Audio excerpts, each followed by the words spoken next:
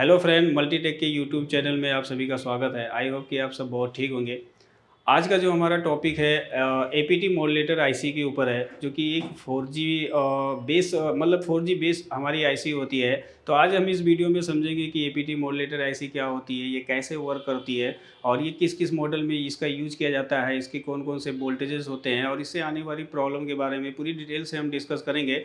तो जैसे कि दोस्तों हम जानते हैं कि 4G हैंडसेट में क्वालकॉम बेस में अगर हम देखेंगे तो नेटवर्क सेक्शन में एक 4G पी आईसी को वर्क कराने के लिए एपीटी मॉड्यूलेटर आईसी का यूज़ किया जाता है। एपीटी मॉड्यूलेटर आईसी का वर्क होता है कि 4G नेटवर्क को बूस्ट करके उसको स्ट्रॉन्ग सिग्नल में कन्वर्ट करने का काम करती है। यही एपीटी मॉड्यूलेटर आईसी का वर्क होता है। स्पेशली आप 4G हैंडसेट में देखेंगे। और एपीटी मॉड्यूलेटर आईसी जो होती है ये क्वालकॉम बेस आईसी होती है, यानी क्वालकॉम सीपीयू में आपको सबसे ज़्यादा देखने को मिलेगा। अगर मीडियाटेक की बात करें तो मीडियाटेक में एपीटी मॉड्यूलेटर आईसी का यूज़ नहीं किया जाता है, क्योंकि एपीटी मॉड्यूलेटर आईसी का जो वर्क होता है ये जिस एरिया में, अगर हम किसी भी एरिया में होते हैं, अगर वहाँ पे हमारा 4G नेटवर्क वीक आता है तो एपीटी मॉड्यूलेटर आईसी का काम होता है कि उस वीक सिग्नल को बूस्ट करके या उसको स्विच करके उसको एक स्ट्रॉन्ग सिग्नल में कन्वर्ट करती है, जिससे हमारा नेटवर्क वीक नहीं आता और प्रॉपर तरीके से वर्क करता है। और ये एपीटी मॉड्यूलेटर आईसी जो होती है हमारी क्वालकॉम बेस होती है। अगर हम मीडियाटेक में देखें तो मीडियाटेक में एपीटी मॉड्यूलेटर आईसी का यूज नहीं है। खासकर अगर 4G हैंडसेट में देखेंगे तो 4G हैंडसेट में यूज नहीं किया जाता है। और उसमें अगर हम देखेंगे तो एपीटी मॉड्यूलेटर का जो वर्क होता है वो पावर आईसी में दिया जाता है। जैसे कि हम लोग जानते हैं कि जो मीडियाटेक 6357 सीआरबी पावर आईसी होती है, उस पावर आईसी में देखेंगे तो एपीटी मॉड्यूलेटर का वर्क दिया होता है, क्योंकि पावर आईसी क्या करती है, एक बीपीए वोल्टेज जनरेट करती है और वही बीपीए वोल्टेज 4G पीआईसी को दी जाती है, जिससे 4G पीआईसी को स्ट्रॉन्ग सिग्नल में कन्वर्ट करता है और 4G नेटवर्क आपका प्रॉपर तरीके से वर्क करता है। तो आज जो हम इस वीडियो में डिस्कस करेंगे एपीटी मॉड्यूलेटर आईसी के पास बारे में कि ये कैसी होती है और इसकी पहचान क्या होती है, कौन कौन से मॉडलों में इसका यूज़ सबसे ज़्यादा है। और 5G हैंडसेट में भी हम डिस्कस करेंगे कि 5G हैंडसेट में हम देखेंगे एपीटी मॉड्यूलेटर आईसी कहाँ पे लगी होती है और उसको कैसे आइडेंटिफिकेशन किया जाता है। ये सब हम इस पूरे वीडियो में डिस्कस करेंगे, तो आप वीडियो में बने रहें। तो एपीटी मॉड्यूलेटर आईसी अगर हम देखेंगे तो ये 4G बेस आईसी होती है, क्वालकॉम बेस आईसी होती है। और इसकी अगर हम आइडेंटिफिकेशन की बात करें तो ये एक छोटी सी 12 बोल की आईसी होती है। और ये स्पेशली अगर हम रेडमी के हैंडसेट में या बहुत सारे मॉडलों में या रेडमी के हैंडसेट में अगर हम देखें तो एपीटी मॉड्यूलेटर आईसी जो लगी होती है वो ऑलवेज 4G पीआईसी के पास में लगी होती है। आप अगर 4G पीआईसी की आइडेंटिफिकेशन आती है, 4G पीआईसी के पास में हम देखेंगे तो एपीटी मॉड्यूलेटर आईसी लगी होती है। और ये 12 बोल की एक आईसी होती है, बॉल आईसी होती है। इसके पास में एक बक कॉइल और कुछ फिल्टर कैपेसिटर लगे होते हैं। तो जैसे कि हम देखते हैं कि ऑफ एपीटी मॉड्यूलेटर आईसी की क्या मतलब क्या पहचान होती है, कैसे हम आइडेंटिफाई करेंगे। देखो, मेन होता है हमें आईसी को पहचानना। अगर आईसी पहचानना आ जाती है, उनका वर्क, उनके वोल्टेजेस, उनसे आने वाली प्रॉब्लम अगर हमें समझ में आ जाती है तो हमारे लिए रिपेयरिंग थोड़ा ईजी हो जाता है। खासकर 4G नेटवर्क की प्रॉब्लम आजकल देखते हैं तो बहुत ज़्यादा क्रिएट हो रहा है, तो उसमें आपकी एपीटी आईसी होती है वो भी सबसे ज़्यादा प्रॉब्लम क्रिएट करती है। और एपीटी आईसी का अगर हम फुल फॉर्म देखें तो इसका फुल फॉर्म होता है ऑटोमेटिक प्रोग्राम टूलिंग होता है। और एक ये बीपीए वोल्टेज जनरेट करती है, वोल्टेज पावर एम्पलीफायर। इसीलिए इसका यूज़ सबसे ज़्यादा नेटवर्क सेक्शन में किया गया है, क्योंकि स्पेशली ये जो आईसी डिज़ाइन की गई है वो 4G नेटवर्क सेक्शन के लिए यूज़ की गई है। और ये स्पेशली 4G पीआईसी के पास में लगी होती है। जैसा कि आपको स्क्रीन पे दिख रहा होगा, हमने एक मॉडल को यहाँ पे ओपन किया है।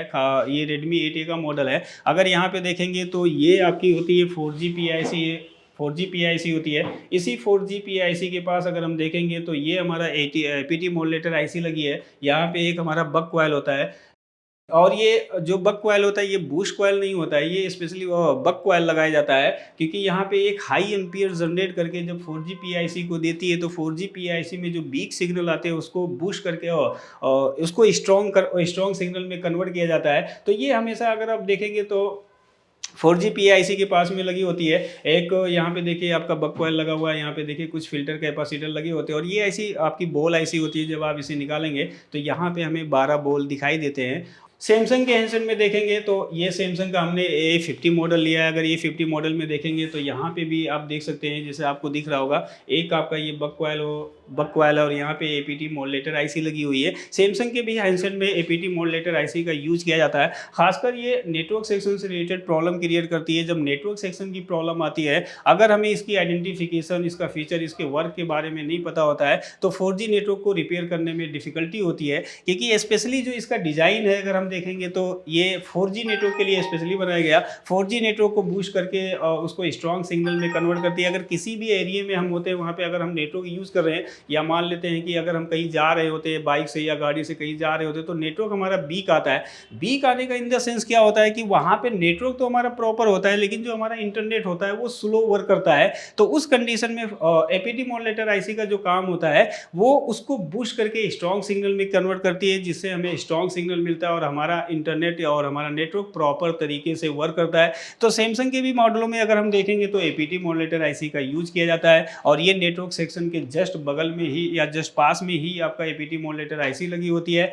और अगर हम 5G हैंडसेट की बात करें तो 5G हैंडसेट में भी आप देखेंगे तो दो APT मॉड्यूलेटर आईसी का यूज किया जाता है, दो APT आईसी का यूज किया गया है। जैसा कि हमने एक 5G के मॉडल लिया है, अगर आप यहाँ पे देख रहे होंगे तो यहाँ पे दो APT आईसी का यूज किया गया है, और ये नेटवर्क सेक्शन के जस्ट बगल में लगा होता है। ठीक है, तो ये 5G का एक मॉडल है। 5G के मॉडल में अगर देखेंगे तो यहाँ पे दो APT मॉड्यूलेटर आईसी का यूज किया है। जैसे कि आपको दिख रहा होगा, यहाँ पे देखिए एक APT मॉड्यूलेटर आईसी यहाँ पे लगी है और एक APT मॉड्यूलेटर आईसी यहाँ पे लगी है।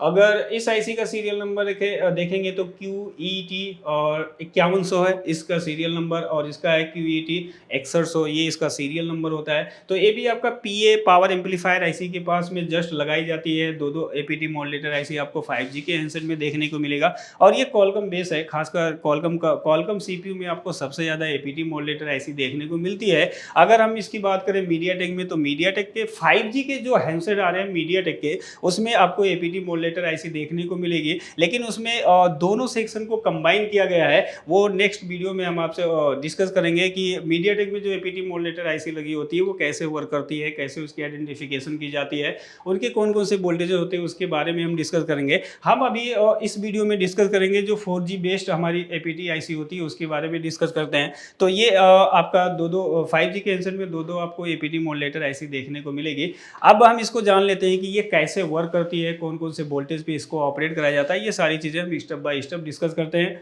ठीक है दोस्तों, जैसे कि हमने Redmi 8 का एक स्कीमेटिक डायग्राम लिया है। स्कीमेटिक डायग्राम के द्वारा हम समझते हैं कि APT मॉड्यूलेटर आईसी कैसे वर्क करती है, और हम इससे आने वाली प्रॉब्लम को डिस्कस करेंगे। लेकिन सबसे पहले हम इसके स्कीमेटिक के बारे में, इसके वर्क के बारे में, इसके एक्टिव वोल्टेज और इसकी BIO वोल्टेज, उस सब के बारे में हम पहले समझ लेते हैं। जैसा कि आपको डायग्राम में दिख रहा होगा, एक मैंने Redmi 8 का लिया है, इसमें इस आईसी का सीरियल नंबर दिया है। अगर स्कीमेटिक लेआउट के हिसाब से हम देखेंगे तो यहाँ पे अगर हम देखेंगे तो ये है हमारा U2900, ये इसका लेआउट के हिसाब से इसका सीरियल नंबर दिया है। अगर इस आईसी का हम एक्चुअल नाम जानेंगे तो यहाँ पे देखिए इस आईसी का जो नंबर दिया है QET 4101, ये आईसी का सीरियल नंबर होता है। QET मतलब होता है कॉलकम इनवेलप ट्रैकर, मतलब इसका फुल फॉर्म होता है। ये कॉलकम बेस है, कॉलकम कंपनी ने इसको डिज़ाइन किया है तो उसके नाम पर ही इसका पड़ा है। अब हम सबसे पहले समझते हैं कि ये आईसी हमारी वर्क कैसे करती है। तो देखिए, जैसे किसी भी आईसी को वर्क करने के लिए सबसे पहले उसको एक्टिव वोल्टेज देना ज़रूरी होता है। जब तक हम उसको एक्टिव वोल्टेज नहीं देंगे, हम कोई भी आईसी से कोई भी वर्क नहीं ले सकते हैं। जैसे इस आईसी का काम होता है कि इनपुट वोल्टेज लेगी तभी ये आउटपुट वोल्टेज आपको प्रोवाइड करेगी, आउटपुट वोल्टेज बनेगा तभी 4G आईसी वर्क करेगी। तो सबसे पहले हम समझते हैं यहाँ पे, जैसे कि देखेंगे इसके बॉल नंबर 1 पे अगर हम देखेंगे तो यहाँ पे सबसे पहले BPS सप्लाई दी जाती है। BPS सप्लाई आती है, कुछ एक फिल्टर कैपेसिटर आपका यहाँ पे लगा होता है। अगर उस फिल्टर कैपेसिटर को देखेंगे, जैसा कि आपको यहाँ पे दिख रहा होगा कि इसको BPS सप्लाई से एक्टिव किया जाता है। सबसे पहले BPS सप्लाई दिया जाएगा। तो यहाँ पे अगर हम देखेंगे तो एक फिल्टर कैपेसिटर का यूज किया है, और यही सप्लाई सबसे पहले जाती है आईसी के बॉल नंबर 1 पे जा रही है, और उस एक बॉल पे, उस आईसी के बॉल को यहाँ पे मेंशन किया गया है VDD, बैट दिया गया है। VDD मतलब voltage drain to drain battery दिया हुआ है। यहाँ पे सबसे पहले ये सप्लाई इन करती है। जैसे ये सप्लाई इन करेगी तो ये आईसी आपकी क्या होती है, एक्टिव हो जाती है। उसके बाद देखेंगे इसी 12 बॉल नंबर पे अगर देखेंगे तो B बैट स्विचिंग सप्लाई दी हुई होती है, जिससे स्विच कराया जाता है। 8 नंबर पे अगर हम देखेंगे तो यहाँ पे ग्राउंड दिया गया है, क्योंकि स्विचिंग अगर इसको पॉजिटिव दिया गया है तो उसका ग्राउंड होना कंपलसरी होता है। ग्राउंड सप्लाई ब्रेक हो जाएगा तब स्विचिंग नहीं होगा, स्विचिंग नहीं होगा तो ये आईसी आपकी वर्क नहीं करती है। 4 नंबर पे देखेंगे बीडीडी 1.8 वोल्टेज दिया गया है, ये इसका बीआईओ वोल्टेज होता है, या इसको हम आईओ वोल्टेज कह सकते हैं, क्योंकि जितनी भी डिजिटल आईसी होती है, हर डिजिटल आईसी में एक आईओ सर्किट होता है। आईओ सर्किट का मतलब होता है कि अगर आईओ वोल्टेज उसको ना मिले तो वो आईसी का प्रोटोकॉल वर्क नहीं करता है। प्रोटोकॉल का मतलब होता है कि उस आईसी को कब स्लीप मोड में जाना है, कब उस आईसी को एक्टिव होना है, कब वोल्टेज देना है, ये सारी चीज़ें प्रोटोकॉल के द्वारा कंट्रोल की जाती है। इसीलिए इसको अलग से एक बीआईओ वोल्टेज दिया जाता है जो कि 1.8 वोल्टेज होता है। इसके भी सप्लाई में देखेंगे तो एक कैपेसिटर का यूज यहाँ पे किया गया है, और ये सप्लाई जो आती है उसकी सप्लाई का नाम दिया है बी रेगुलेटेड L5 1.8 वोल्टेज। यानी जब पावर ऐसी अपने एलडीओ सेक्शन को एक्टिव करती है तो 5 नंबर के एलडीओ से 1.8 वोल्टेज दिया जाता है, जो कि एक कैपेसिटर से होते हुए यही सप्लाई आपकी दी जाती है। पोल नंबर 4 पे ये सप्लाई आपकी दी जाती है, और इस सप्लाई को इन्होंने नाम दिया है BDD 1.8। और 6 नंबर को देखेंगे तो ये आपका ग्राउंड दिया जाता है। और 2 नंबर और 3 नंबर पे देखेंगे ये एक प्रोटोकॉल होता है जिसको हम RF प्रोटोकॉल के नाम से जानते हैं, जो कि नेटवर्क सेक्शन का प्रोटोकॉल होता है। इसी प्रोटोकॉल के द्वारा APT मॉड्यूलेटर IC कंट्रोल होती है, CPU IC उसको कंट्रोल करता है। अगर इसके सप्लाई में हम देखेंगे तो ये SCL SDA की जो सप्लाई दी जाती है CPU IC से दी जाती है। यहाँ पे जैसे देखेंगे आपका लिखा है RFFE डाटा और RFEV क्लॉक सप्लाई होती है। ये RFE प्रोटोकॉल होती है जो नेटवर्क सेक्शन में सबसे ज़्यादा यूज की जाती है। RFFE का फुल फॉर्म होता है रेडियो फ्रीक्वेंसी फ्रंट एंड होता है, ये डाटा होती है और ये क्लॉक की सप्लाई होती है। जैसे कि हम लोग जानते हैं I2C प्रोटोकॉल में हमने देखा है कि अगर CPU IC को किसी भी IC से कम्युनिकेशन करना है तो सबसे पहले क्लॉक सप्लाई दी जाती है। क्लॉक सप्लाई क्या होता है, एक सिग्नल सप्लाई होती है, उस सिग्नल के द्वारा उस आईसी को एक्टिव किया जाता है। क्योंकि जो क्लॉक सप्लाई जाती है उसमें हर आईसी का हार्डवेयर आईडी होता है, उस हार्डवेयर आईडी के द्वारा सीपीयू आईसी क्या करता है, वो आईसी सीपीयू से कनेक्ट होती है, और उसके बाद सीपीयू आईसी उसके डाटा को रीड और राइट करता है, यानी उस आईसी को प्रॉपर तरीके से वर्क कराता है। तो ये आरएफई प्रोटोकॉल होता है जो कि नेटवर्क सेक्शन में ये यूज की जाता है प्रोटोकॉल। इस प्रोटोकॉल के भी खराब होने से नेटवर्क से रिलेटेड बहुत सारी प्रॉब्लम आती है। जैसे आजकल हम देखते हैं कि हाफ एरोप्लेन की मोड की प्रॉब्लम आ रही है, आपकी नेटवर्क 3G या इमरजेंसी की प्रॉब्लम जो क्रिएट हो रही है। वैसे इमरजेंसी की जो प्रॉब्लम क्रिएट होती है वो हमारी जो TX पास होता है, यानी 2G PIC का TX लाइन होता है, उसमें प्रॉब्लम आती है। तो अगर नेटवर्क इसका प्रोटोकॉल टूटे, अगर WTRIC यानी नेटवर्क आईसी से अगर ये कम्युनिकेशन टूटेगा तो आपका नो सर्विस की प्रॉब्लम आ जाती है। तो काफ़ी इंपॉर्टेंट प्रोटोकॉल होता है। इसी प्रोटोकॉल के द्वारा APT मॉड्यूलेटर आईसी को CPU IC कंट्रोल करता है। और उसके बाद अगर हम देखेंगे तो ये यहाँ पे अगर इसके सप्लाई पे देखेंगे तो एक एक कैपेसिटर यानी फिल्टर कैपेसिटर का यूज किया है, बट वहाँ पे कैपेसिटर लगा नहीं होता है। सैमसंग के मॉडलों में देखेंगे तो वहाँ पे कैपेसिटर देखने को मिलता है, लेकिन अगर हम इस मॉडल की बात करें तो यहाँ पे जो कैपेसिटर है उसको NC किया गया, मतलब 2 सिल्वर पॉइंट हमें देखने को मिलेगा। यहाँ पे कैपेसिटर का यूज नहीं किया जाता है। दूसरी चीज़, RFE जो प्रोटोकॉल होता है, इस प्रोटोकॉल में हमें कोई भी वोल्टेज देखने को नहीं मिलता है। ओनली डाटा हमारा जो ट्रैवल होता है एक सिग्नल के द्वारा ट्रैवल होता है। और जिस भी हैंडसेट में RFE प्रोटोकॉल अगर कहीं भी दी जाती है किसी भी आईसी को, तो उस आईसी को अलग से एक BIO वोल्टेज दिया जाता है, तब जाके ये प्रोटोकॉल आपका वर्क करता है। उसके बाद अगर हम देखेंगे तो यहाँ पे देखिए, अगर हम बॉल नंबर 10 की बात करें तो 10 हमारा बॉल जो है वो NC है, 9 नंबर का जो बॉल है वो हमारा NC है। और 11 नंबर पे देखेंगे तो यहाँ पे लिखा हुआ है BSW यानी वोल्टेज स्विचिंग। यहीं से स्विचिंग के द्वारा हमारा जो BPA वोल्टेज जनरेट होता है, इसी स्विचिंग के द्वारा जनरेट होता है। अगर यहाँ पे हम देखेंगे तो इसके सप्लाई में एक बक कॉइल लगा है, वो बक कॉइल जो लगा होता है एक माइक्रो हेनरी का होता है। जैसा कि मैंने वीडियो के शुरू में बोला, ये जो बूस्ट कॉइल नहीं होता, ये बक कॉइल होता है, क्योंकि यहाँ पे एक लो वोल्टेज पे हाई एम्पियर जनरेट करके और 4G PIC को प्रोवाइड की जाती है, जिससे 4G PIC प्रॉपर तरीके से वर्क करता है। तो ये जो बक कॉइल होता है एक माइक्रो हेनरी का होता है। और इसी की सप्लाई में देखेंगे तो ये जो हमारा वोल्टेज यहाँ पे जनरेट होता है स्विचिंग के द्वारा, क्योंकि जब कॉइल कभी भी स्विच करता है तो जैसे स्विच करेगा तो उसका आउटपुट वोल्टेज बनना स्टार्ट हो जाता है। और यहाँ पे देखेंगे तो BPA APT वोल्टेज जनरेट होता है। यही BPA APT voltage 4G PIC को दी जाती है, जिससे 4G PIC स्ट्रॉन्ग वर्क करती है। और जैसे ही बिग सिग्नल आता है तो ये आपका वोल्टेज वहाँ पे प्रोड्यूस होता है, और जैसे वोल्टेज जाता है तो उसको स्ट्रॉन्ग सिग्नल में कन्वर्ट कर देते हैं। अब वोल्टेज की हम बात करें कि यहाँ पे वोल्टेज हमें कितना मिलेगा, तो जैसे BPA APT सप्लाई में अगर हम देखेंगे यहाँ पे वोल्टेज हमारा 1.8 से 3.7 वोल्टेज बनता है और ये वोल्टेज हमारा स्टेबल नहीं होगा।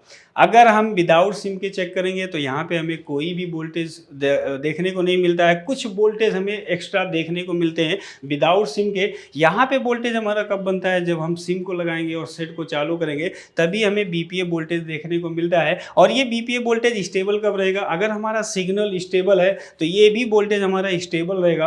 अगर सिग्नल हमारा फ्लैक्चुएट होता है तो ये वोल्टेज हमारा फ्लैक्चुएट करेगा। उसी के बिहाफ पे BPA APT voltage BPA supply हमारा वर्क करता है। तो यही वोल्टेज होता है, अगर हम इस पे डबल क्लिक करेंगे तो 4G PIC के पास जाता है। तो ये हमारा होता है बीपीए आउटपुट वोल्टेज होता है, यही वोल्टेज होता है जो 4G PIC को प्रोवाइड की जाती है। अगर हम इस सप्लाई में देखेंगे तो यहाँ पे अगर देखेंगे तो एक 5 नंबर बॉल पे देखेंगे तो लिखा है बी आउट LDO लिखा हुआ है। ये लोड है, लोड के अकॉर्डिंग देखिए मॉसफेट हमारा वर्क कैसे करता है। ये नहीं होता है कि इस APD IC को बीपीए सप्लाई दिया गया और BIO वोल्टेज दिया गया और आपका यहाँ पे स्विचिंग स्टार्ट हो गया, ऐसा कभी नहीं होता है। जब यहाँ पे लोड पड़ता है, इसके हलचल की वजह से फ्लैक्चुएट जब ये यहाँ पे होता है, तो जब रिटर्न यही हमारा वोल्टेज आता है यहाँ पे 5 नंबर पे, तो इसका मॉसफेट होता है वो अनेबल हो जाता है और यहाँ पे स्विचिंग स्टार्ट करता है। और जैसे स्विचिंग स्टार्ट करता है तो बीपीए वोल्टेज आपका बनना स्टार्ट हो जाता है। अगर हम 7 नंबर को देखेंगे, 7 नंबर का जो बोल है ये आपका ग्राउंड होता है। और तो अगर हम बीपीए वोल्टेज देखें कि किस आईसी को दी जाती है तो इस पर डबल क्लिक करेंगे, ठीक है। तो यहाँ पे देख सकते हैं कि कुछ कंपोनेंट से होते हुए ये बीपीए वोल्टेज हमारी दी जाती है 4G PIC को, यहाँ पे 4G PIC को दी जाती है, ठीक है। तो यही आपका बीपीए वोल्टेज होता है, कुछ कंपोनेंट से होते हुए, इन कंपोनेंट से होते हुए यही सप्लाई दी जाती है आपकी 4G PIC को। अगर आप यहाँ पे देखेंगे तो 4G PIC के 30 और 29, 28 पे बॉल पे अगर पिन पे देखेंगे तो ये वोल्टेज दिया जाता है जिसको BCC2, BCC1, BCC2 का नाम दिया गया। मतलब ये जो वोल्टेज आता है एक सप्लाई में नहीं आता है, ताकि एक सप्लाई में ना आने का रीज़न होता है इसको सप्लाई को डिवाइड किया गया है 3 सप्लाई में, ताकि आईसी के ऊपर लोड ना पड़े। क्योंकि जब कोई भी सर्किट अगर एक ही सप्लाई पे दी जाती है तो उस सर्किट की वजह से ज़्यादा वोल्टेज जबकि हमारा ये फ्लैक्चुएट है, मतलब स्टेबल वोल्टेज नहीं है, फ्लैक्चुएट वोल्टेज होता है। तो इसीलिए 3 लाइन में दिया गया, 3 पिनों पे इसकी सप्लाई भेजी जा रही है एक ही वोल्टेज को, जिससे आईसी के ऊपर लोड ना पड़े, यानी आईसी आपकी हीट नहीं होनी चाहिए। इसीलिए इसको 3 लाइन में दिया गया। और pin number 30, pin number 29, pin number 28 पे हम तीनों पिनों पे चेक करेंगे तो हमें बीपीए वोल्टेज देखने को मिलता है, ठीक है दोस्तों। तो ये हमारा सर्किट होता है, इस तरीके से एपीटी मॉड्यूलेटर आईसी वर्क करती है। कैसे वर्क करती है हमने स्टेप बाय स्टेप आपको समझाया है। और कभी भी 4G हैंडसेट से रिलेटेड प्रॉब्लम अगर हमारे पास आती है तो हमें मोस्टली एपीटी मॉड्यूलेटर आईसी को चेक करना होता है, क्योंकि अगर ये कभी कभी शॉर्ट हो जाती है, अगर ये शॉर्ट हो जाती है तो 4G PIC, क्योंकि अगर बीपीए की लाइन शॉर्ट होगी तो 4G PIC की लाइन शॉर्ट हो जाएगी और 4G PIC आपका वर्क नहीं करेगा।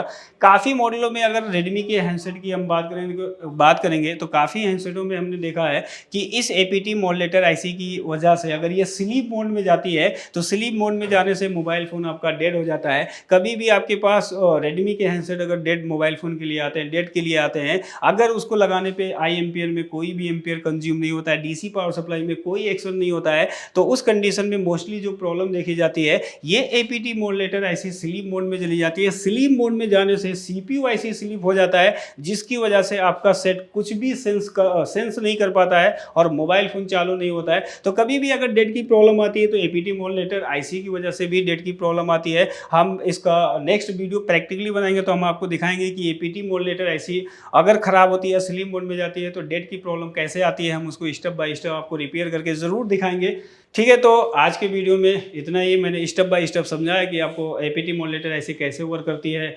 और किस किस मॉडलों में यूज़ की जाती है, क्या वर्क होता है, वो सारी चीज़ें मैंने आपको यहाँ पे समझाया है, ठीक है दोस्तों। तो आज के वीडियो में इतना ही, और नेक्स्ट वीडियो में हम प्रैक्टिकल वीडियो में ज़रूर आपको इसके बारे में समझाएंगे, इसका एक प्रैक्टिकली एक वोल्टेज चेक करके हम आपको स्टेप बाय स्टेप समझाएंगे। तो आई होप कि आप सबको वीडियो बहुत अच्छा लगे। अगर वीडियो अच्छा लगे तो वीडियो को लाइक कीजिए, शेयर कीजिए, कमेंट्स कीजिए, और इसी तरह मोबाइल रिपेयरिंग से रिलेटेड वीडियो देखने के लिए, लेटेस्ट सर्किट पे बोर्नियो रिपेयरिंग जो भी रिलेटेड से अगर वीडियो देखना है तो मल्टीटेक के यूट्यूब चैनल को ज़रूर सब्सक्राइब करें। Thank you.